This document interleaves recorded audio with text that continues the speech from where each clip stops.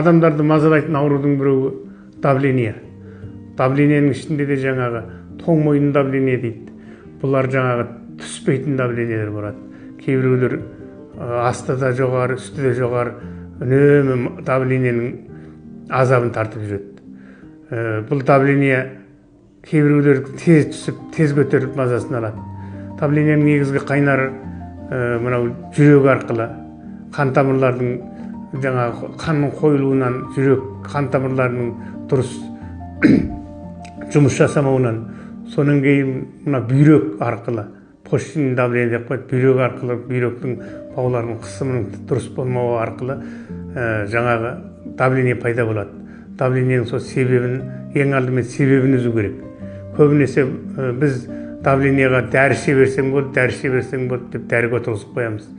Содан кейін бұл давление көтерілсе де, көтерілмесе де дәрі іше беру дұрыс емес. Сіз давлениені өлшеуіңіз керек. Давлениеңіз нормальный болып тұрса, сізге дәрі ішудің қажеті жоқ. Давлениеңіз көтерілсе, сіз оған қарсы дәрі ішіп тұрсаңыз болады. Ең жақсы әдісі, сіз давлениенің себебін үзуіңіз керек. Сол үшін қандың қойылуынан, қан тамырлардың тосылуынан және бүйректің жұмысының дұрыс болмауынан келіп шыққан кез келген давлениеңіз болса, бізден кеңес алуға, бізбен